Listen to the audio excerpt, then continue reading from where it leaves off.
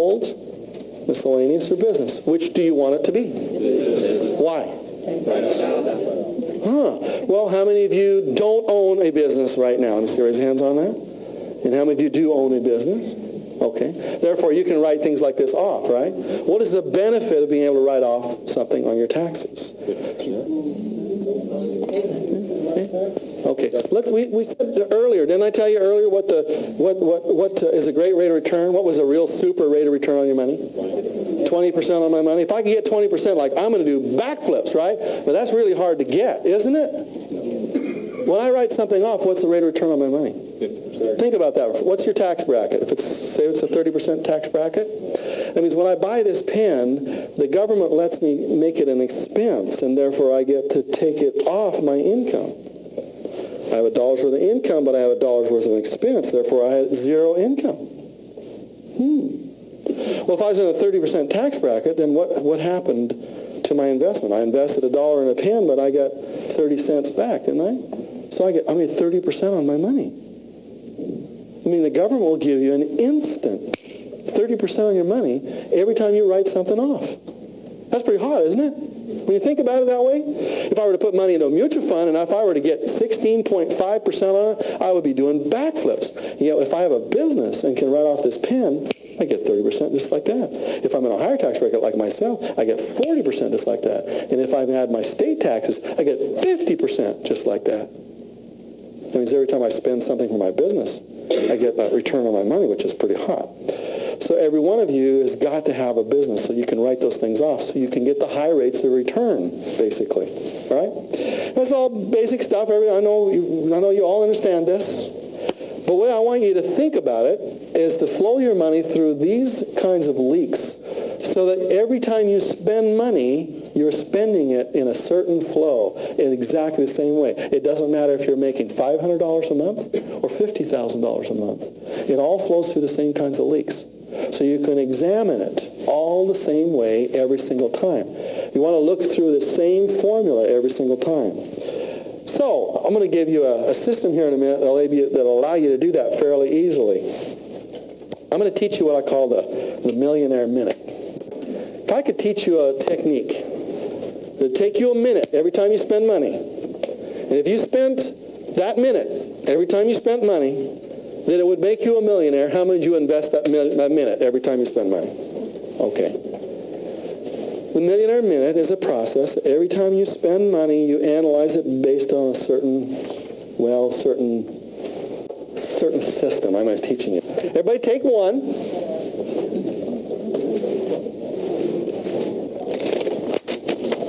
And as soon as you receive one, if you're sitting with your partner there, you're going to flip it open to this first sheet, which we call the cash flow system. And it looks similar to this, if you would, please.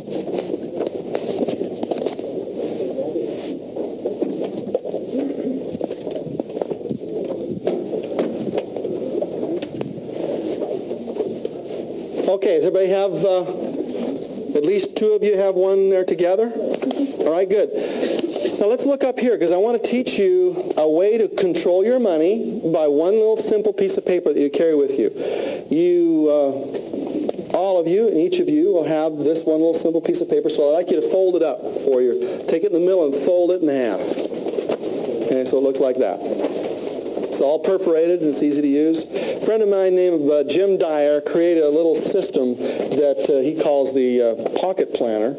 And I created this particular piece to go in with it. This is unique, and it's a patented system, and it's a very powerful system for easily taking care of your money. You don't need to use the whole system. That's that little plastic pouch that's in there. All you really need to do is to carry this little piece of paper here with you. And every time you spend money, you're going to be using this from now on. It's kind of like a calorie counter in a sense. But in another sense, it's going to be a millionaire maker. Now, I'd like you to just fold it into thirds, kind of like in a little S, a little accordion, so that it looks like that. Tiny little piece of paper. It's amazing that you can just put something like this in your pocket or in your purse or you can put it in any other kind of planner that you're carrying in one of the little side pouches. The only requirement, the only thing I'm going to ask you to do is to use this every time you spend money. Now, you don't need to do it every time for the rest of your life, but I'm going to challenge you to fill up this thing for the next 30 days. And every time you find yourself getting out of control in your money, that you go take another one of these things out of the planner that I just handed out to you, and you use it again. Every time you're out of control. And I highly recommend that you use it every single time you spend money. Even if you're using Quicken or some other kind of financial program to control your finances. Because you still have to get back home to input all that data, right? This one little thing is going to take you about an extra minute to do before you take off in your car to go to something else. So I come up and I spend some money. Remember, we just bought, what did we just buy? We got a pen, right? So let's see, how did we pay for that? Well, there are three ways to pay for it, either cash, credit, or check. So how did you pay for that pen? Let's say we paid cash. So let's look over onto our cash register, which is the far left-hand side, and how much money did you have in your pocket before you started? Well, I'd like you right now to go into your pocket or purse and to dig out and find out how much money you're carrying on you right now, and to write the number right up here in the very top corner. Now, some of you ladies, when it gets into those purses, there's going to be money you're going to uncover in there that hasn't surfaced since 1974. Okay? I want to have every single penny you're carrying on you right now put up there in that tiny little corner to the penny. Yes, Larry? And I have the multi-currency option, please. Yeah, you have the multi-currency option. Let's just add up the Canadian and American dollars and presume they're the same thing. So that, yeah, that'd be nice. And just put the dollars up there, or choose whichever one you want to control, want to carry with you. I like that every cent you got on you is going to be placed right up here where it says begin balance, right at the very top left-hand part of that sheet. Was that again, ma'am? Traveler's checks is just like cash. Cash, dollar bills, pennies, quarters, everything you got on you, I want you to have controlled through this system here.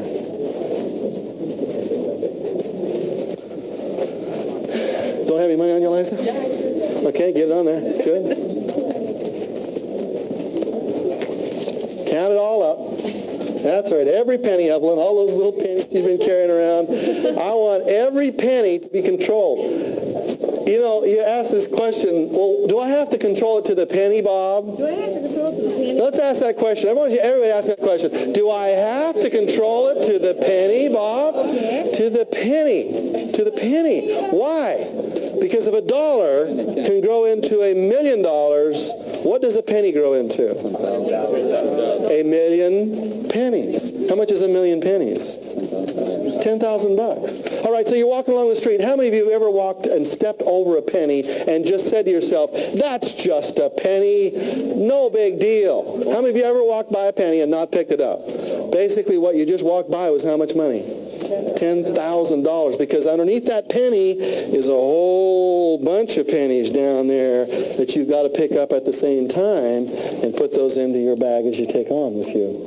If you don't pick up your pennies, what you're trying to basically saying is, I don't value money. If I take that one little penny and I invest that, 65 years later, it's $1 million. Or 1,000,000 pennies, I guess I should say. If I got 100 pennies, that's $1 million. So I want you to control every penny. And I know that's so tough. And when I first heard this, I said to the guy who was teaching me, his name is Saul, and I said, Saul, you got to be kidding. He said, no, Bob, we're going to do it to the penny. And I said, I'm not going to do it to the penny. I mean, can't we do it just to the nearest $100? Give or take $100. What's the difference? He said, no, we're going to control it to the penny. Because then we're showing ourselves we really value every penny. Okay, so you got all your pennies? Is all listed in there? Good. Now, we just bought ourselves a pen. So we list up here the amount of money we had. Let's say it was $93. Now we have, I want you to fill in the exact transaction. And the transaction, let's see, we have the date. So what was the date? Write the date in right there. You can do it 9/11 or however you want to do it. Let's see, was it a I'm sorry, the cash register. Did I do it wrong? I did. Yeah, check is in the middle, isn't it? Cash is in the middle. I'm sorry. $93 goes over there. We're doing cash record. So the date. Who do we give the dollar to? Staples, Office Depot, whatever place. We went to a place and we bought it and gave them cash. And so we put our beginning cash at $93. The amount was $1. So we write $1 in there. And the balance below the $1 shows us how much cash we have left in our pocket. $92. Let's see the category. What was the category? Well, it depends on whether you're in business or not. If you're not in business, you can't write it off, which means you just wiped out a tax deduction. But if it is, you're going to put the number, what leak number are you going to put in there? 10. Now, I've actually multiplied this out by 10, so you're going to have 10 times more deductions. I call it 100. I've taught you the 10 leaks, but I've actually added a 0 to every one of those leaks and made it 10, 20, 30, 40, 50. So you can subcategorize if you want to, or if you want to keep it simple, just leave it 1 through 10. If you're going to keep it simple, then it'd be a 10 category in there, 10. And why? Why? Business expense and my balance. Okay, good. How long did that take me to do? Yeah, you get outside the line and you just, wait a second here. People are bugging you. I'm doing my millionaire minute. Do you want to be poor or do you want to be wealthy? I'm doing my millionaire minute right here. Just don't bug me. So you can finish. That took a little bit. We're not done yet, though, are we? Because we got another side to this. So flip over the other side. Let's see what you see there. On the other side, we see there are 10 leaks. And so where do we put this? Which leak do we put it on? It's under the business, which is the far right-hand side over here. So fill it out. And we should write in there the date. So we're going to write the date, 9/11. And let's see, was it a chick or a douche or a cur? Was it a check or a dollar sign or a credit card? It's a dollar sign, so we'll just write the dollar sign in there. And then we're going to write in what? Pen.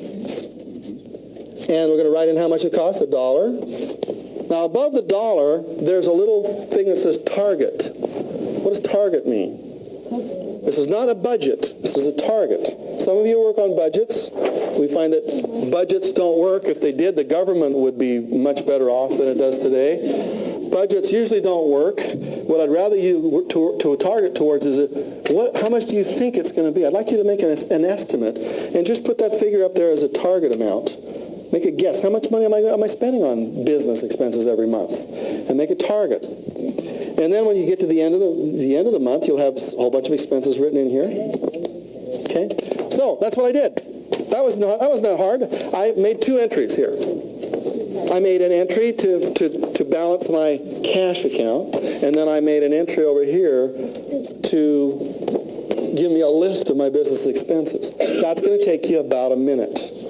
Most people don't spend that minute. They just run off into the future, assuming that it's all going to get taken care of by the accountant. Now, what else do I need to do during that minute? There are a couple of things I want to do. I want to get a receipt. So when I get my receipt for a pen, it's $1. I get my receipt. What number will I write on my receipt? I'm going to write the category. In this case, I'm going to write 10. Here's my tax category, or 100, based upon whether you're trying to have more delineations in your categories. I'm going to write the number 10 in there, and then I'm going to stick my receipt in my plastic pouch that comes with my planner. Let's fold up our thing again and take out your plastic pouch that's located in your planner there, and stick it in one of the parts of your any one of them, and fold it over. And there you've got your little system to carry with you. You can put that in your purse. You can put that in your pocket. You can put that into your other planner that you're carrying with you for time management, or I'm going to give you one to control your time too. So when I go to write my check or to pay my cash or to buy something, here I am doing my Millionaire Minute.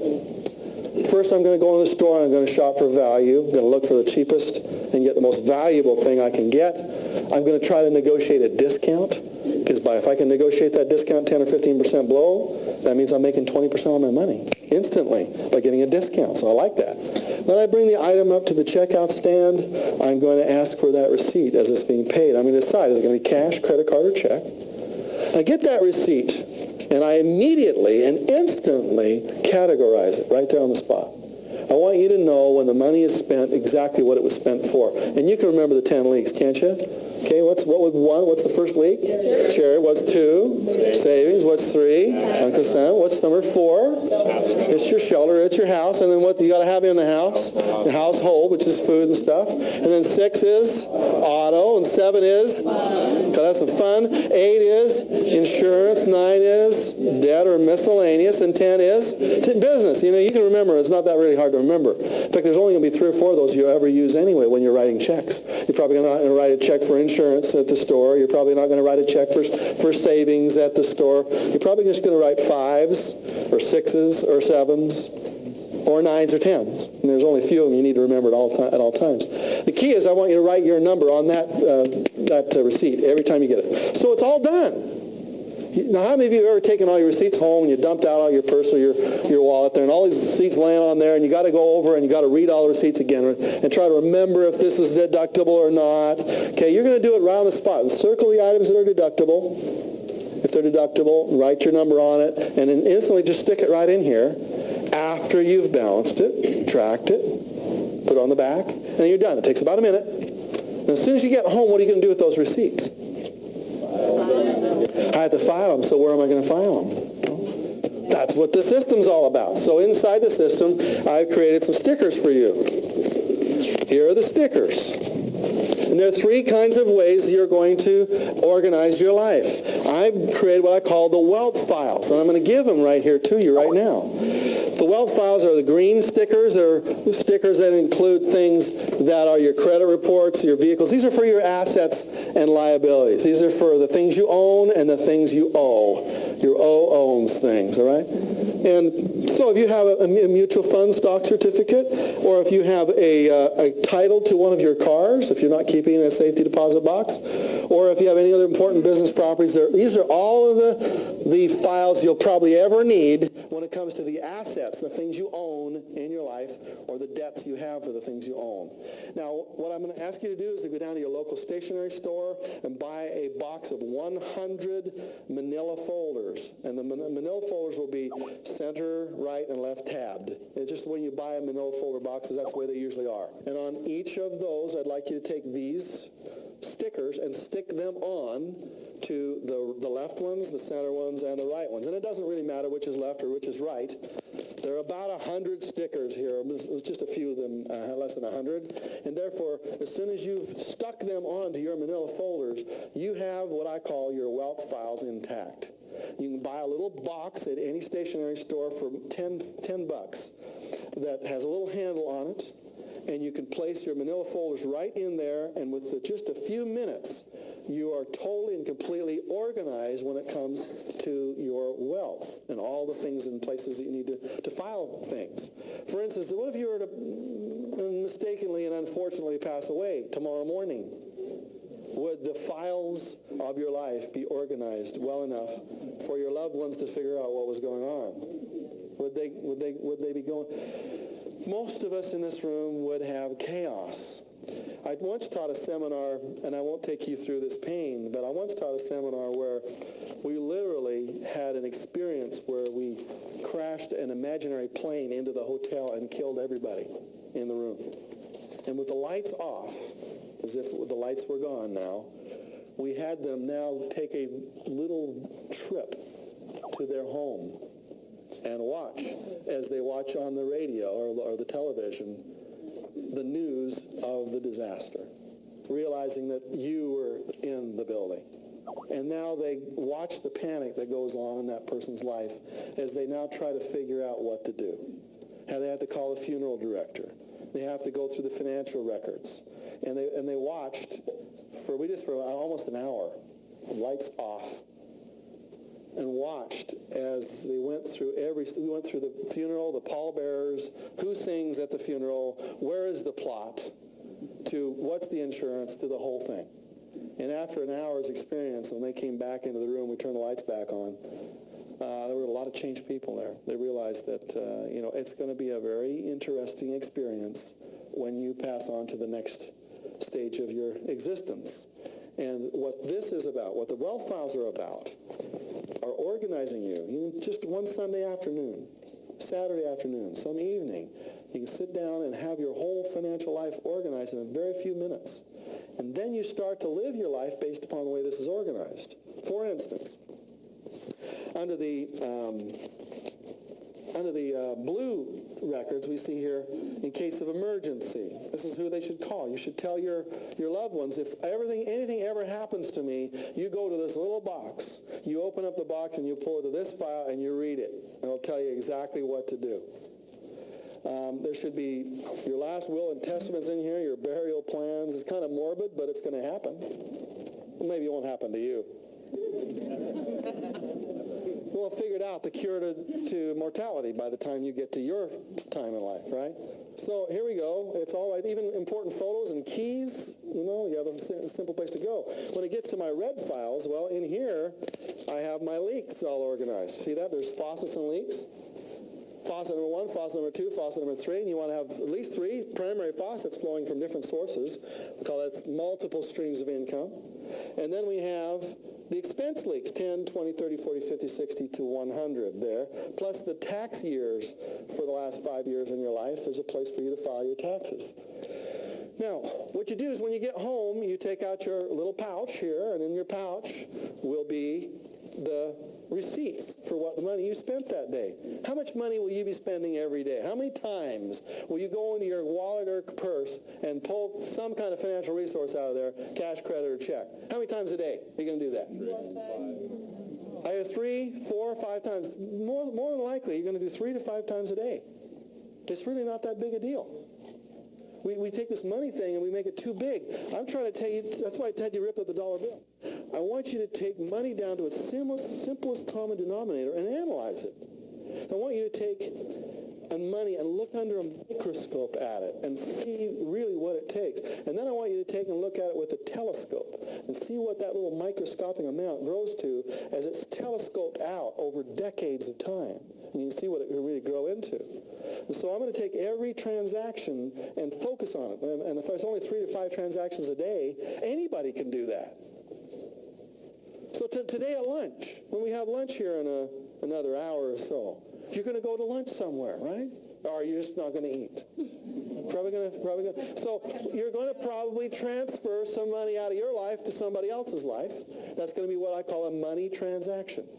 So let's figure out, like right now, let's plan it out. Where are you going to go spend money? Some of you don't even have it figured out yet. Some of you brought your lunch. Some of you, brought a Nutri-Meal or a Gold Bar that you're going to eat for lunch or something like that. So how are you going to, is it going to be cash? Is it going to be credit card? Or is it going to be check? Okay. Which is better? Cash, credit card, or check? Which is the best way to spend money? No. What is it? Yeah. I will say credit because we get lots of points on it. You don't have to carry any. Okay, credit card. If you pay your credit card every month, that's one of the best ways to spend your money. What's the worst way to spend money? Cash. Why? One of the reasons is we don't keep records of it. But why is another? You don't want to have to. You want to feel yourself not having access to it. If you walk around, I heard some of these guys say, I always carry, 5 $100 bills there. Just make me feel